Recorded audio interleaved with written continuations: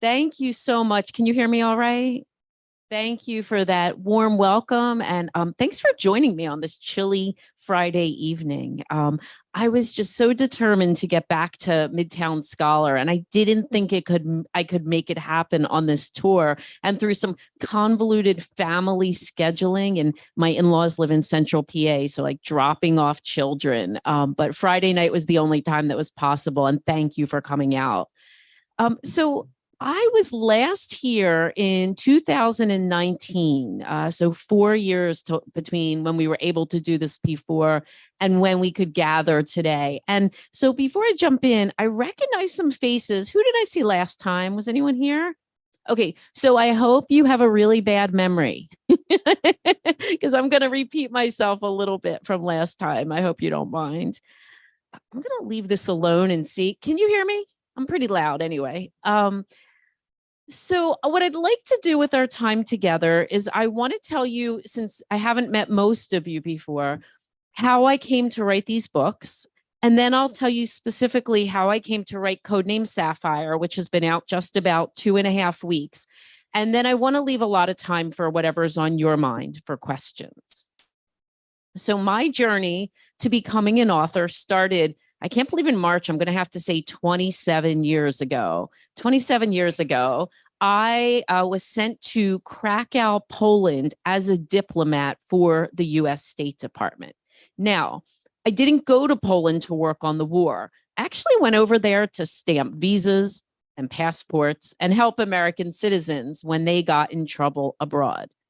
But it was a very unique moment in time because in the mid 1990s, Poland and its neighbors had just come out of a half century of communism.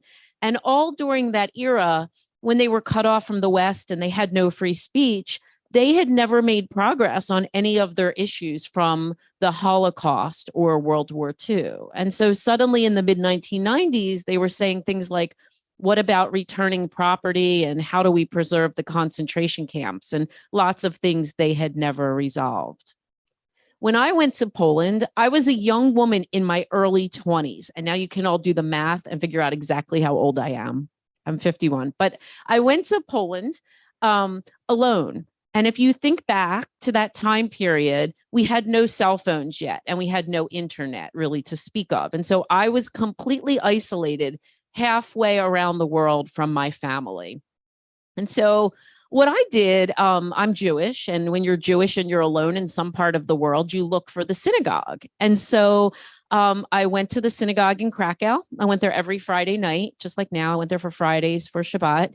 And I was at the rabbi's house every Saturday for lunch.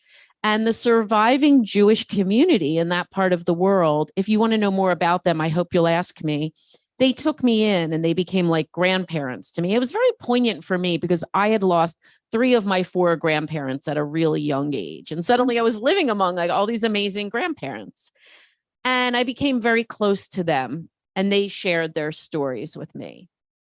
The US government saw that I had a relationship with these people and they said, okay, you work on all that stuff from the war, because we were only 8 Americans in Krakow and it wasn't terribly formal.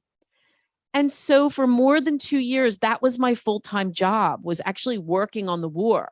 When Elie Wiesel was upset because Polish scouts put up stars and crosses on the field at Birkenau where his family had perished, I went out there and tried to solve things.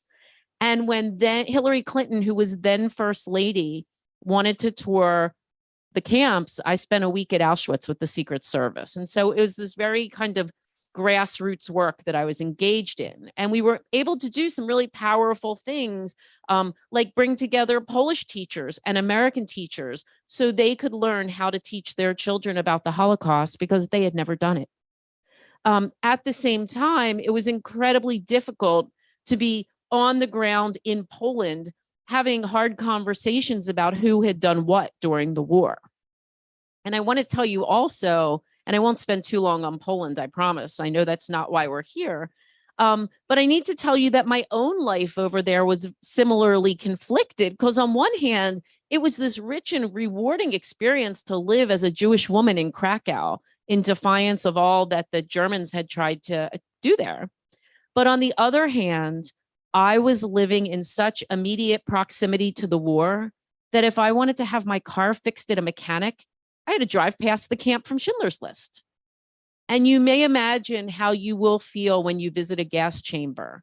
But when you walk into the same gas chamber for the 50th time, because it's part of your job, what toll does that start to take on your personal psyche? And so I always describe my challenge from those years as, how can I live appropriately solemnly in light of all that has taken place here, but not have my own life feel like a graveyard? And so I did not continue on in diplomatic service. I left Poland. I came back to the United States and I actually started law school. But I knew that I was going to write a book about those years that had changed me so profoundly.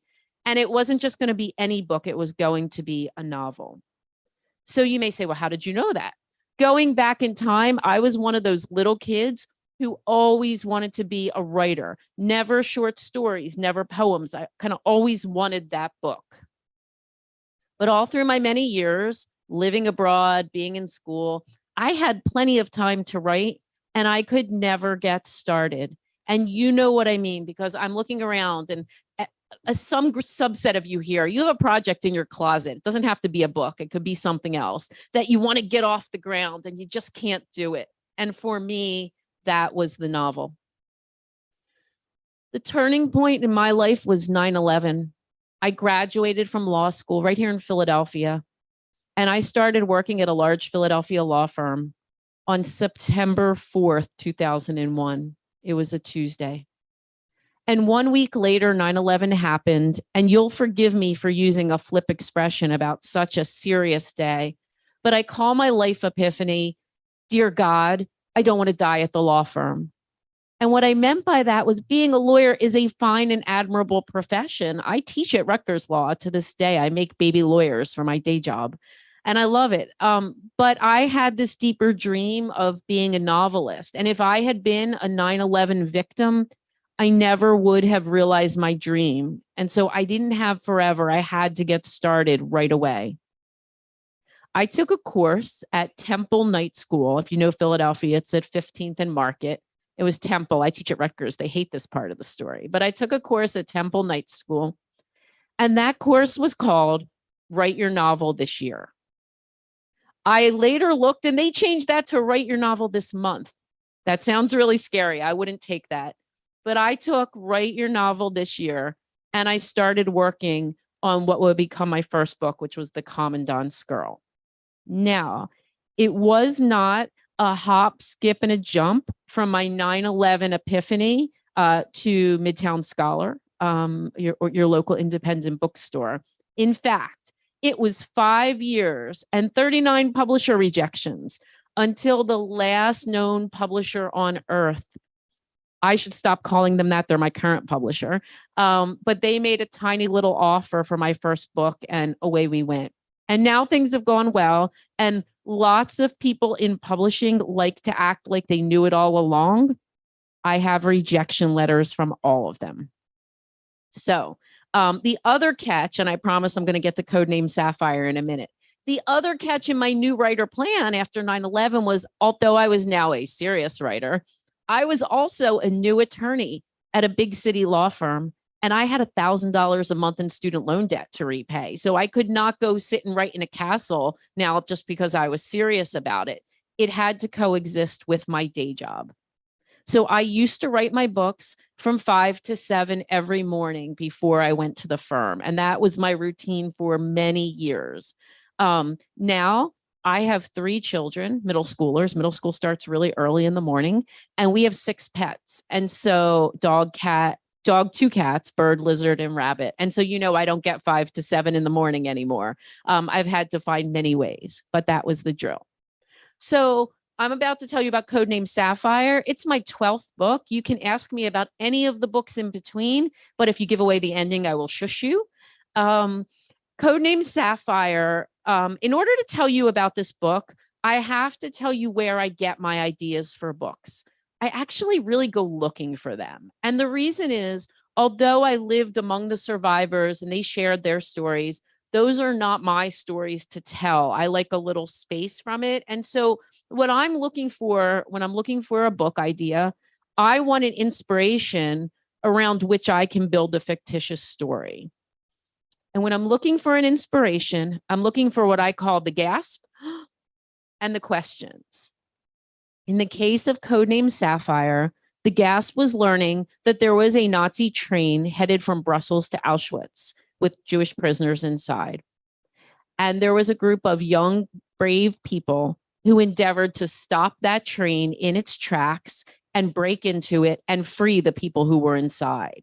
And I gasped when I heard this because I'd never heard such a story. You know, if I can find an idea that after more than a quarter century of working on the war still makes me gasp, I'm hopeful that I'm onto something that you'll feel the same way about.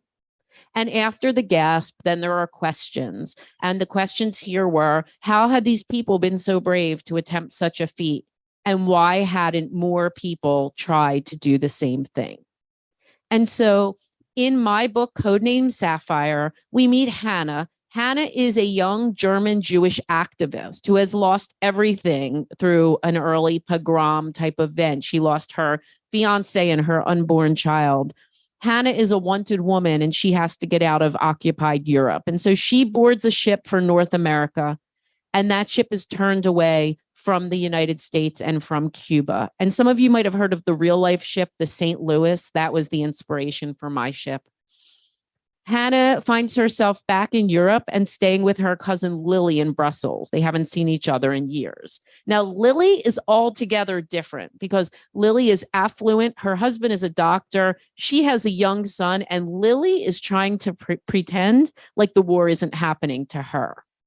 But Hannah still needs to get out, and she connects with something called the Sapphire Line. And Sapphire is a resistance unit, and they're engaged in the very important work of helping downed Allied airmen escape, enemy territory. The Sapphire Line is headed by a woman named Micheline, and Micheline and Hannah strike up a bargain. Micheline says, you help with the work of the line, I will help you get out of Europe for good. But Hannah gets in too deep with the work, and through a series of mishaps and mistaken identity, it results in the arrest of Lily, Lily's husband, and Lily's young son. And so when they are slated for deportation and put on the train, it is Hannah who endeavors to free them. So I can go on about lots and lots of things, but I want to pause there and see if people have questions. I will talk about Codename Sapphire, the books, Poland, life, writing, anything you want is pretty much fair game. The only thing I'm going to caution you, I teach law school by day and my answers are really long. What do you want to know? Yeah, anybody just raise your hand and I'll head over with the microphone.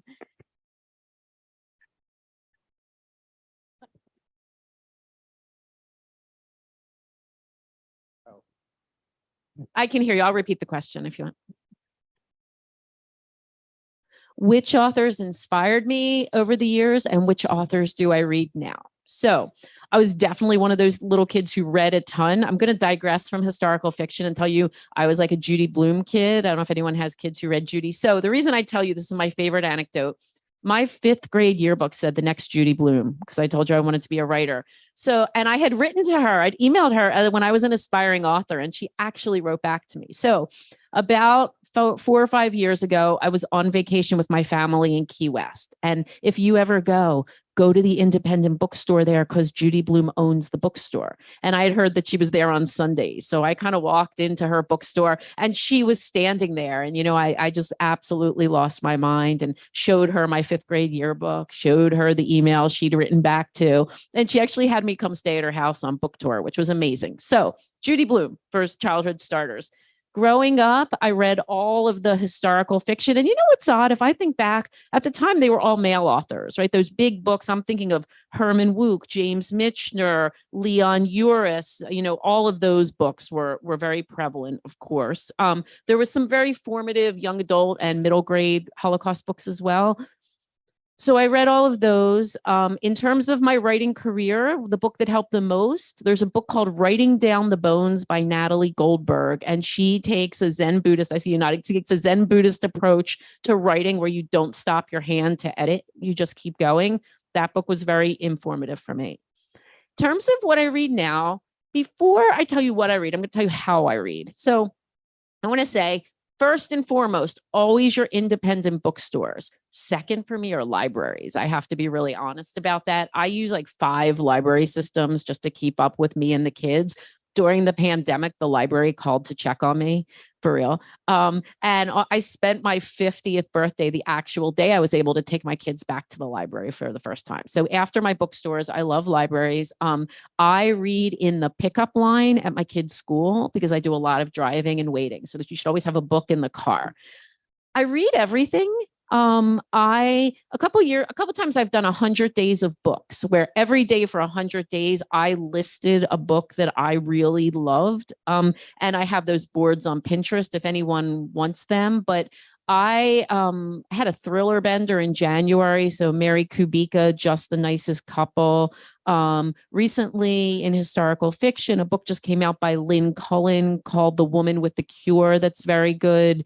There's a Philadelphia-based book by Joe Piazza and Christine Pride called We Are Not Like Them, which dealt with some racial tensions around the police. That was a really good novel.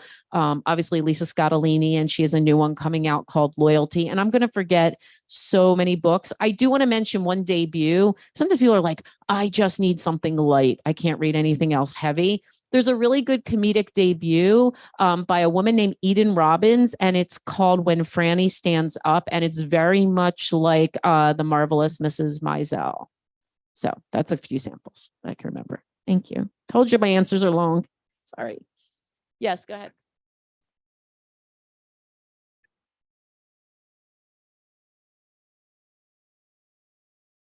So it's actually not about my experiences at all, but it is set in Krakow, which is absolutely the city nearest to my heart. And so The Woman with the Blue Star, which was my book before this, was inspired by a true story of a group of Jewish people who survived World War II by hiding in a sewer. And I don't mean they ran through that sewer on their way out of town. They actually lived in that sewer for more than a year. And so that was the true story that inspired The Woman with the Blue Star.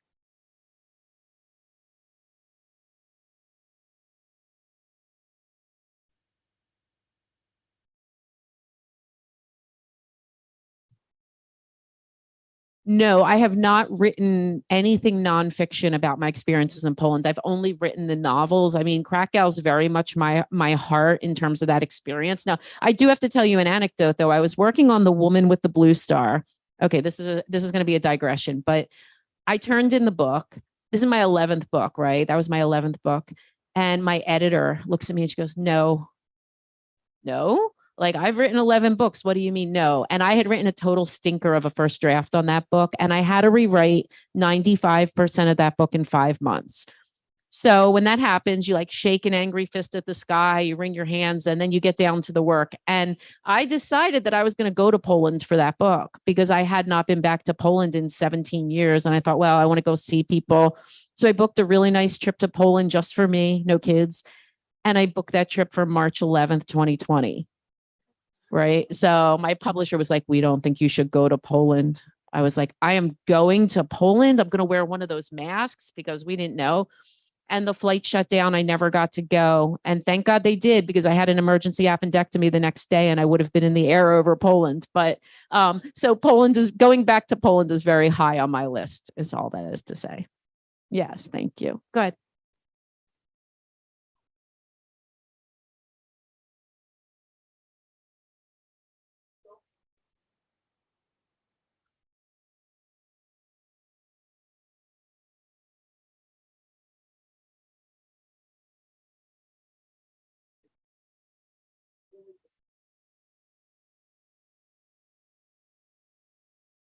I wrestle with this question when I started. I wrestle with this question today because I told you there's always the gasp for me and then the questions. But after that, the immediate next question must be, can I do this topic respectfully, because I approach these books with a kind of reverence. You know, having lived among the survivors, I regard my books as love songs to the people who lived through that era. And so if I can't do it in that vein, it goes no further. But I'm going to tell you a story about that.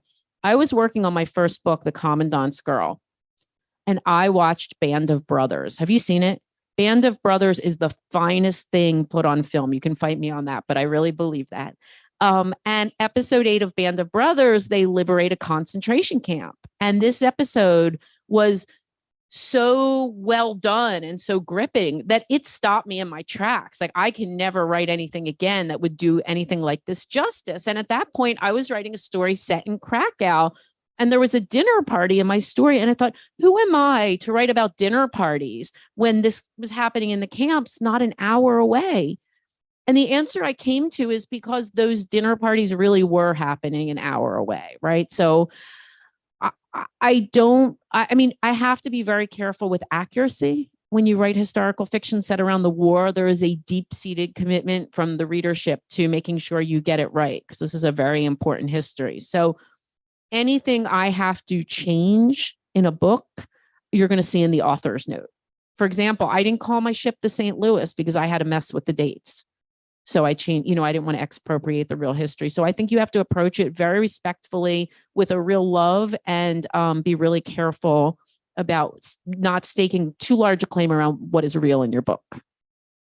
Just a quick disclaimer, since we are streaming and recording this on YouTube Live, if you could raise your hand and just wait for Jill. I'm so sorry. I didn't even realize we were. No, totally okay. Just so our audio can pick it up for the people watching at home. Sorry.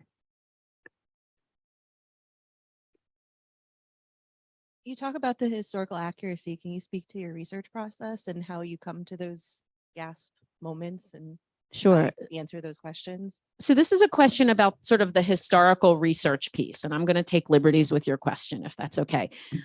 I was on a panel, I don't know, 8 or 9 years ago with 2 other authors, and both of them write contemporary fiction. And one of the authors said, yeah, just kind of turn on a computer and start typing. And I was like, you what? Because as an author of historical fiction, there's this whole other job there kind of built in, right? And I think when we talk about historical fiction, we're really talking about 3 big questions. I promise I won't answer all of them tonight. But the 3 big questions are, how do you do the research, which I think is your main question. I'll talk about that a little bit. How do you weave in the research so that you don't get a big dump of information that stops the story just because I thought it was interesting? And how do you not mess up the research? Because I have messed it up more times than I can count. Does anyone remember when Game of Thrones accidentally left a Poland Springs water bottle in the scene? That's kind of what it feels like when you mess up your historical research and people let you know about it. So for me, for research, I am what I call it. Some authors need to research for months ahead of time until the research is kind of woven into them. I'm more of a contemporaneous researcher. So I only need so much research before I start, and then I can research as I'm writing on a need to know basis. And this is really super efficient for me, because the research brain and writing brain are just 2 different times of the day, And so when I can't travel, which is sometimes the case, I use a wide range of sources. There are periodicals from the era, photographs, maps, correspondence, memoirs. And if you're really lucky, someone has written a couple of amazing nonfiction books that contain much of what you need to know. And so there are several I used for Name Sapphire. The #1 book that I use is actually called The 20th Train, and it was about the real life train that inspired my book. Thank you. Any other questions? Yes. Oh, microphone's coming. Sorry, I jumped the queue. What advice would you have for a young author? For reference, I'm 12. You're 12. That's amazing. I have 12-year-olds. And that's amazing that you want to write. And a lot of the advice you'll hear is to read a lot, which is true, to write a lot, which is absolutely true. I'm going to give you 3 other pieces of advice. Okay. #1, you have to be super disciplined with your time as you get older and you get busier, because even after all of these years, no one, not my not my amazing mom, not my sainted husband. Nobody says, honey, why don't you go take some writing time, right? No, people just don't do that in our lives. And so you have to figure out what your best time is and carve it out and protect it as much as you can. Number 2 piece of advice, you must be tenacious and you must keep going, because when I started in that writing workshop at Temple in 2001, I was in that workshop with a lot of people who were better writers than me. That's not false modesty. That's the truth. I remember their words. I remember what they wrote. But I believe I'm the only one who made it to publication. And it was just because I kept knocking on that door, simply put. And the last piece is you have to learn how to revise your work. So in publishing a lot, you have to take other people's feedback and incorporate it in your own voice, because they don't give you solutions. They give you problems. They're like, not enough tension in the 3rd arc, or something like that. So the more you can learn to revise your work, it'll be better, and keep going. I'm happy to stay in touch.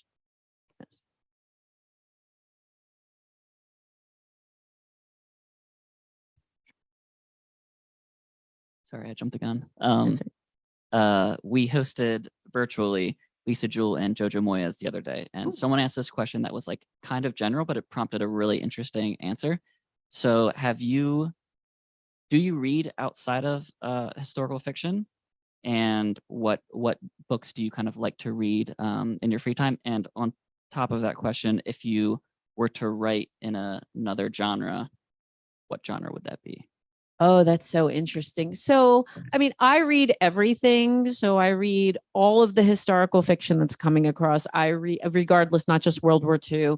I read a bunch of thrillers. I read modern, I read across everything. And so I think books so much are just word of mouth is really powerful. There's some really good groups online of readers, like one's called Great Thoughts, Great Reads. And people on Fridays, it's called Friday Reads, where everybody will just kind of list what they're reading. And you go across, I'll go and, and click, like open one browser and just start, getting those other books. And there's a couple of books that I'm really super excited for coming up that are historical fiction and non. So Patty Callahan Henry has the secret book of Flora Lee coming, Martha Hall Kelly, who I think is coming here for the Golden Doves. Kristen Harmel has a book coming. I think it's called The Paris Sister. I don't want to mess any of these up. And also, there's a couple books around Memorial Day. Victoria Benton Frank, who is the daughter of Dorothy Benton Frank, who passed away. She has her debut coming out, and the title is escaping me, but I really want to read it. I'm excited to read TJ Newman's new one, Drowning, which came after Falling. So the list is long. The list is long. In terms of what I would write, I've written 2 modern books. I've written some modern historical hybrids. I wrote a historical fiction that was around World War I, and I've actually written World War II on the home front. So I wrote a book called The Last Summer at Chelsea Beach, which is World War II in Philadelphia and Atlantic City. So, kind of all over the place. I always sort of threatened that if I ever had the time, I would write sort of a big modern romance type thing under a pseudonym. There's lots of stories that I've got tucked away in the drawer that you just can't write in 1945. They just don't work. But there's still too much to do in the war period. What's the name of your pets? My pets? Oh, can I tell you about my pets? All right, here's the whole list. You ready? And if your family sees me on social media, or if they show, like, you can see a lot of my pets. So my kids don't have social media. I'm not suggesting you should be on there, but if you want to see a picture of my pets, you can. I have a big yellow Labrador named Scoop. The reason he is named Scoop is because I grew up with chocolate labs, and I always wanted a yellow lab so I could have scoop of chocolate, scoop of vanilla. So I have a yellow lab named Scoop. We have an older cat named Turquoise, no particular reason, except my husband was wearing a turquoise shirt the day we got her, and my kid said turquoise. And she expects nothing. She's great. We have a little kitten that's brand new that my daughter, who's 12, got for her bat mitzvah, and the cat is named Luna. It's a little calico who's sort of crazy. We have a lizard named Merlin, who we inherited from the summer camp. And we have a rabbit named Mira, that a domestic rabbit someone had let outside. That we now have, and a bird named Donut. And I'm not a huge fan of the bird, honestly, but I'm sure he's very nice. Is that okay? Good question. I love it.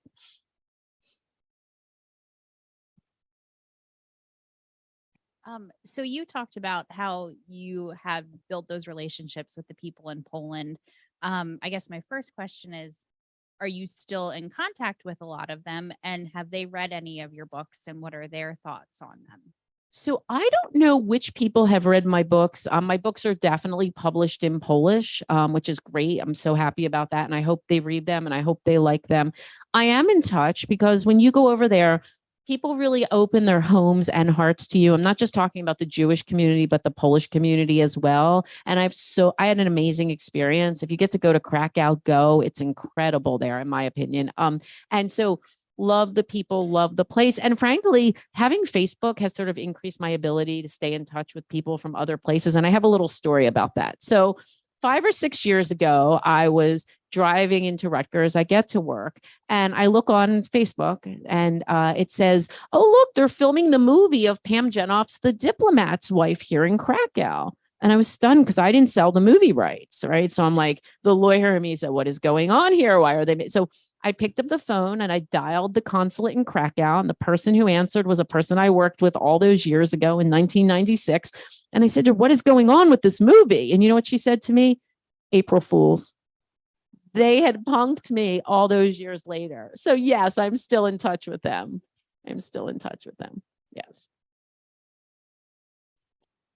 I do, in the spirit of talking, while we wait and see if anyone else has a question, in the spirit of keeping in touch, I really do invite each and every one of you individually to find me online, whether that's Facebook, Instagram, Twitter, email, like wherever you're hanging out. After the next few weeks, I've just been saying like Codename Sapphire over and over again, but after that, largely all I talk about is pets and what I'm reading.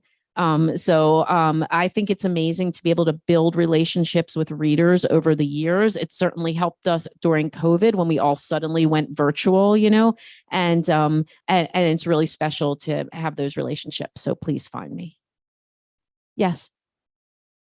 Can you tell us if you're working on a new book and give us a little hint about it?